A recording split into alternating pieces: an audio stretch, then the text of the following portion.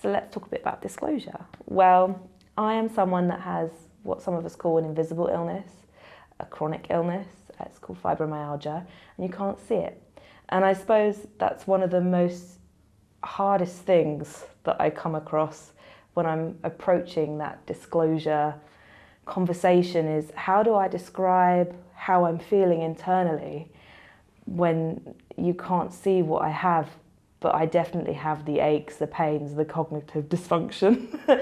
That little bit of empathy and understanding without patronising can be one of the most empowering things you can give a disabled person, because then we can talk openly and freely about what we need without feeling weak or that it holds us back, because the things we need and the things we'll disclose to you are things that help us thrive in society. I suppose one of the main things I wish people understood about disability is a lot of things that hold us back as disabled people are created by society. Having the understanding that it can be something as simple as not having a chair with a back on it, or not having accessible doors, or not putting a nice yellow screen behind big letters and white writing for someone that's dyslexic, for example, which I also am. Those things are what hold us back. So if there's more understanding of those barriers, we can make the world a really inclusive place for everyone. And when you design for disability, you designed pretty much for everybody. There's so many things you can gain from being inclusive in the way you approach the world. I have a few health conditions and disabilities. So I have fibromyalgia, I have chronic seizures, and I have a musculoskeletal condition in my feet where my ankle aren't lined up correctly. So I have to wear an insole to just keep everything in place. So that helps me walk a little bit, but I can't walk very far, obviously, and especially with the fibro on top of that, and then on top of the chronic seizures, I just thought the best thing to do is just to bite the dust and just get a chair and just take the judgment as it comes, which hopefully we can change that. So everybody that uses a wheelchair isn't actually paralyzed, it's just an aid. So even people with just something like endometriosis use a wheelchair, or people with epilepsy use a wheelchair. I mean, epilepsy, you look normal, don't you? So you just have to remember a lot of disabilities are hidden. So I think we just got to be less judgy towards people. If you see someone get up from their wheelchair, let them get up from their wheelchair. They might be like, oh, the pain has subsided, I can walk a little bit. I mean, sometimes I do that. I just I have a good spell, because it's not very good for me to sit in the chair all the time. It actually does my back in a lot of the time. So I'm like, I'm going to take a little walk, and this thing doubles up as a walking frame as well. You use it as a chair and a walking frame. And I've also got a stick that I use as well. When I first came to this historic dockside, this campus, obviously my old chair wasn't really suitable. So I thought, okay, we can get over the cobbles and see what I can find. I found those fantastic big wheels that just goes through them. I was like, I mean, sometimes even us as disabled people, we have to adapt to the environment. Like, okay, we've got a few obstacles. Let's see what I can find. And there you go. I feel like, especially with mental health, you can have changing diagnoses and you can go through good patches and bad patches, and it becomes less about disclosing maybe I have depression or I have this, and more about disclosing experiences you've had. It's not so much like these are some things I go through and maybe could you accommodate them, but more this is my history and these are things that have happened to me that aren't necessarily normal, but they're part of my life and part of what's happened during it. I've noticed, especially the last couple years, depression and anxiety have entered the mainstream, and it seems everyone's very happy to talk about I don't feel like going out today, I'm really anxious, or I got up late because I was depressed. And it's a lot easier to talk about these things, and most of the symptoms that people associate with these are the symptoms of avoidance, not coming in or staying in bed, when there's really so many other ones that are constantly going on in the back of your mind every single day. But there's certain things that are less common or less talked about, stigmatized even. I like to bring up things I've been through when it becomes relevant, because I want to raise awareness and I want people to know that these things happen and they don't make you a crazy person that needs to be on a ward for their entire life. So I try and make a point to tell people about them, to normalize it.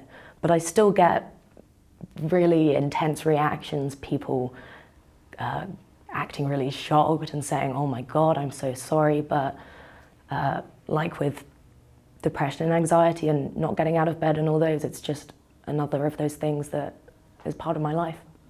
I wish people had more than a surface level knowledge. I don't have an OCD, but that's a common one that people still get wrong and don't understand. When if they Googled it, they would see exactly what it was about. And then be able to respond in an appropriate way. The kind of unique things that I've been through: severe dissociation and psychosis, and those are both highly misunderstood, stigmatized. People don't understand what brings them on or what kind of people will experience them. I used to have really extended periods of dissociation. One lasted, I want to say, close to a year. I think that was when I was in school, doing my university applications. And I remember coming out of it really suddenly when I listened to a song, and I remember listening to this song and being like, "Oh, this is what music sounds like." But the next day I went and I told my mum, kind of, "I'm back. I'm no longer out of my body. Like, what have I missed?" Because you could get amnesia with it as well. And my mum had no idea what I was talking about. She said, "What do you mean you were gone? We talk every day. You go to school. We cook. How can you have not been in your body?"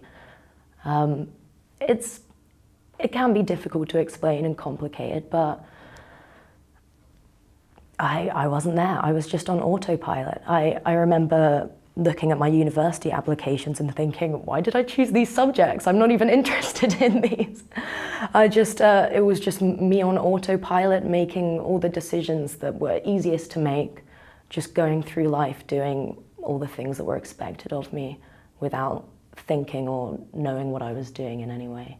Dissociation is very common and people experience it every day. Just walking or driving to work, you can blink in and out and you're where you were supposed to be without remembering your journey. But if you go through stress or trauma, severe depression, this dissociation can be triggered when it's not supposed to be triggered. Yeah, it can last, as I've said, years even. It can last a couple of minutes. There's methods you can learn to get out of it. So I haven't experienced it now in maybe 4 or 5 years because I know the signs, but it's still something that I have to be aware of every day. I have to notice my emotional state, how my body's feeling, so I'm aware when I'm in danger of slipping into one of these states. Psychosis is similar to dissociation, where it's can be triggered by trauma or stress. A lot of people think psychosis is only experienced by people with schizophrenia, but it's experienced by people with bipolar, severe depression, anxiety, borderline personality disorder. It can really be triggered in anyone. It's not, I think it being associated with certain diagnoses and conditions is harmful because people see psychosis, delusions, and hallucinations as something crazy. It's not talked about, and when it is, it's often in a very alien way. But psychosis usually takes one of two forms, or both. You have hallucinations, they can be visual, auditory, anything, and you can have delusions, which are fake beliefs. I've rarely had hallucinations, but I've had delusions that lasted months long, and it can be very difficult for people to understand. People see mental illness as events that happen, such as with depression, staying at home, with schizophrenia, having a psychotic break. But you can live with these things and still go about a normal life, like with dissociation and being on autopilot. I've had paranoid delusions that people were after me, I was in a simulation, and I'd just be going about my life like normal. I'd be going to school, talking to my family, trying really hard to act normal even, because I thought that if, this is hard to explain, if you're having paranoid delusions, you're constantly afraid of the people around you and what they might do to you. So the symptoms include feeling as if you're outside of your body, feeling as if reality is blurred. There's a derealization, which is where nothing feels quite real, and depersonalization, which is when you don't feel inside your body or yourself. If you're taking medication, it must mean something is really wrong with you. But medication is normal. You take medication when you have a headache, and you also take it when you have chronic pain. There's different levels, different dosages. With things like depression, there's so many medications. It can take a long time to find one that works. I take quetiapine, which is an antipsychotic, but I take it mainly because of insomnia. It's a kind of off-label prescription. And it helps me get to sleep every night. Without it, I wouldn't sleep at all. But one of the side effects is I'm always tired. Depression already makes you tired all the time. Because I take this medication, I'm tired constantly. It's a struggle to get out of bed, it's a struggle to move around. I have to summon energy to do everything, but it's something that I'm happy to live with, because it means I can sleep at night, and it means I can go about my day in a normal-ish way. Hey everyone, it's Jane and I'm a PhD student here at the University of Kent. I'm looking at the professionalisation of animal medicine, so the history of veterinary legislation. And I've recently gone part-time with my studies due to health issues. And today I just wanted to talk a little bit about how you communicate with someone if they disclose to you that they do have a health problem or a disability. So we don't have to tell you if we have a health problem or a disability, but it can help situations. So sometimes if I've disclosed that to you, it's because it's potentially going to help a situation, or I'm letting you know that, do you know what, I prefer to sit in a chair than stand at a drinks event because standing is really painful for me. But because I've shared that with you, doesn't mean to say, A, that needs to be my identity, or that's how you then describe me to other people. But also I'm not telling you to ask for advice or support, and I know that sounds a bit weird. It's very much human nature. If somebody tells you something's wrong, you would then chip in with some advice. But actually, I kind of know me quite well. I've had these conditions for quite some time. So if I did say to you, I have a bad back or I have mobility problems, then pretty much you can guarantee I have tried yoga, I have tried Pilates, and I have tried swimming, bathed in turmeric, drank lavender oil. I've done all these things. So actually, instead of listening to respond, which is what we often do, to then respond with some help, actually all you need to do is say, thank you for sharing, because that's what I've done, and that's quite a big step for a lot of people. A lot of the big narrative around disclosure is the fear or foreboding of having to disclose, of having to reveal to employers or social groups or whatever that you have something different about you, that they might see you different, make them see you differently. For me, there's like the opposite problem where, it's relatively clear that I exist within a particular physical circumstance, and there's no choice but to disclose. I'd say, yes, you know, I have a physical disability, problems with issues with mobility, things like that. There's the assumption that disclosing happens once, and once that sort of particular sort of situation is clear, then people sort of start to accept it or not, and you know, and we move on with our lives or whatever. But I think there is the leap isn't made a lot of the time when you disclose something and not really sort of talk about what the implications of that disclosure means to, you know, friends, employers or whatever, right? So I find that I'm constantly having to disclose to people what the implications of my particular mobility issues mean, you know, in loads of areas of my life. It is a responsibility as a movement to sort of educate people to a certain extent, but there is at a certain point a baton that needs to be given over to you know, like, to able-bodied people. Just be like, look guys, at some point it's not our responsibility to teach you how to behave around us, or how to accommodate for us. And well, that's not even the word. We don't need to be accommodated for. We just want to, you know, we want a community. We want to be included. We want to be seamlessly embedded within institutions without having to have these conversations. We need to disentangle disabled people's identity away from sort of internalised ableism that we all feel. I think, you know, I think if people can can have a sense of themselves that is not connected to the sort of narrative of needs, it'd be so much easier for people to make a community, and for that community to expand and turn into something productive. My name's Millie Knight. I'm a 4-time Paralympic medalist and 2-time world champion. And I am visually impaired, but it's not necessarily something that interests me very much. Apparently it's quite important for other people to know. I am really fortunate that I've never really faced too much discrimination when it comes to my disability. I have had some strange comments, you know, like, oh, which eye do I look into when I speak to Millie? It's like, well, which eye do you speak to when you speak to other people? And then, especially when it comes to a sports situation, I compete in the Paralympics, and a lot of the time people kind of go, oh, yeah, but you didn't compete in the normal Olympics. It was the other one, like not the actual Olympics. And that's quite funny too. But I think for me, the way that I've combated any form of negativity that I've had is very much through humour.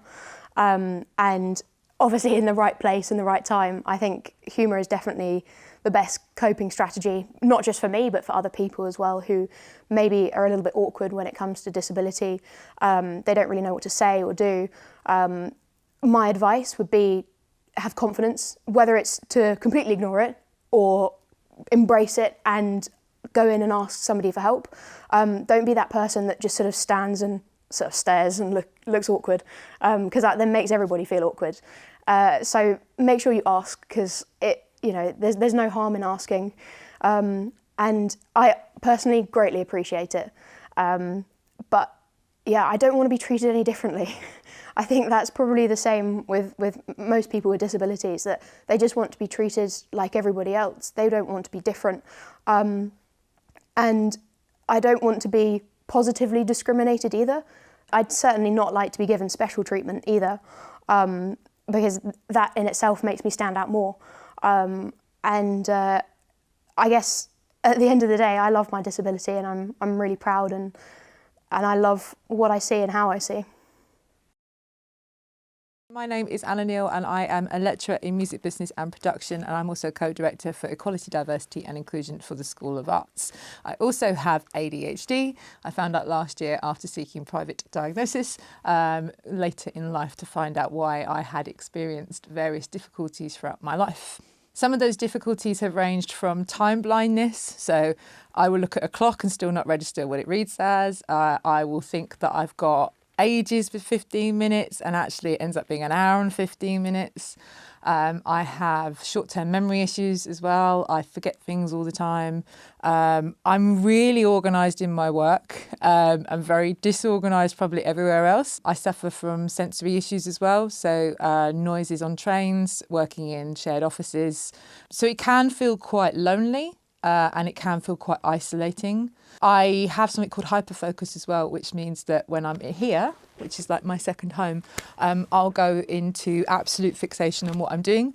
It makes me brilliant at my job. I mean, I can write a song and finish it in 3 hours and get it to total professional level. But it does mean I will forget to eat, I'll forget to drink, I'll forget to go to the toilet, I will forget to do anything really. And then the next day I tend to feel quite exhausted. So there is no kind of middle ground with ADHD. It's either now or not now. And it can make working life really challenging, and it can make friendships really challenging as well. I can find it very hard to assess how I feel and to be able to express that. Quite often there'll be problems with language as well, so finding the words, I'll trip over words. I have to say to my students in lectures that I will forget their names. I will forget how to pronounce words sometimes, and it can be quite debilitating for someone who has worked professionally within a very high-pressured environment such as the music industry, to sort of turn around and say, look, you know, the basic everyday executive function things can be quite difficult to manage. My students are really good, but I'm always very honest about who I am, what impact it has on me, what talking in the background of the room does in terms of distracting me, because distraction could be quite a significant problem as well. I'm proud of the fact that I have ADHD. I think if I didn't, I wouldn't have achieved everything that I have, and I've achieved a lot. But I am aware of the challenges that come with finding out later on in life, and having a diagnosis at the age I am now means that I have had to spend a considerable amount of time going back through my life. Mornings are extremely difficult for people with ADHD, and that's due to a lack of adrenaline and dopamine in the brain. So we suffer from a lack of two chemicals within the brain. And in the mornings, I cannot get myself going. I will forget all sorts of things, including taking the shampoo out my hair. And as you can see, I'm quite coherent, but not in the morning. So I have reasonable adjustments that mean that I start later. And I also manage my condition by trying to maintain well-being, so yoga, meditation. I have medication as well that helps me to communicate and manage. But there are some days when it's tough, and it can be very difficult to judge when one of those days is going to happen. So if you do have colleagues that suspect they have ADHD or have a diagnosis of ADHD, just be mindful that the emotional side is quite debilitating, and that we can have days where we just can't function. It's like walking through a fog or walking through a soup. There's a lot more awareness now, I think, than there ever used to be, but seeking diagnosis is difficult. But the NHS has real problems with helping neurodiversity and diagnosing neurodiversity. It is causing untold suffering and pain for a high percentage of the population. Estimated 20% is probably higher, who are unable to seek diagnosis or treatment, who are being treated for depression and anxiety, but medication for depression and anxiety makes ADHD worse. So I've always struggled with parenthood, and I have noticed in my mid to late 30s that things were getting much worse, and I felt that things were much more difficult for me. Like I could never do the whole parenting classes and deal with the schools and manage the kids and manage my own work, and I just felt constantly overwhelmed, constantly flooded, like I was an absolute failure, like I was worthless. You know, I had various bouts of depression and anxiety, and the anxiety is really bad. The ADHD anxiety will just bang, come on, and it will be 3 a.m. and it's like, oh, okay, what do I do with this? You get to a point where you go, okay, I should be a grown-up now. Why can I not function like a grown-up? So it was quite an upsetting process having to sit there. But the psychiatrist, when I had the assessment, it was like being seen for the first time. Finally, somebody saw me, because I spend a lot of my time masking. And I've had to spend a lot of my time now learning to unmask and sort of pick back on what I've mimicked, what I've learnt, and pick back who I am. I'm Hannah, I'm a University of Kent staff member. Working from home has made a huge difference for me personally. It has meant that I can have rest periods, I can work when is suitable for me, but also my employer. Particularly bad pain days, I can have a lunchtime nap or finish early and kind of roll over my hours to another time. The pandemic brought us so many awful things, but the one thing that has been a real benefit has been the flexibility and adaptability for not just staff at the university but around the world to work in a more flexible manner. I would really advise students, staff, if you haven't considered asking for reasonable adjustments which you are legally eligible for, but also very much within your rights to access, considering some kind of hybrid working or flexible hours. In my role as employability advisor, supporting students, some of who are disabled themselves, I can speak from a personal experience as to how asking for reasonable adjustments has been life-changing. Thankfully, over the last 10, 20 years, attitudes to disability have definitely improved, I would say. However, we encounter things on a near daily basis where either people try to cure you, and for me, I have multiple invisible illnesses, all of which do not have a known cure currently, and are things that can be managed with, medication, rest, changing the environment that I work in, live in, to be able to work for me. But I would say to anyone who is not disabled to listen to the disabled people in your life, listen to what they need and don't impress upon them what you think they need. That could be, just listening and taking into consideration seating arrangements. If you're organising a meal or a meet-up, is there step-free access? Is it a particularly loud and exhausting environment for someone if they have social communication difficulties? To kind of think about that, put yourself in the disabled person's shoes.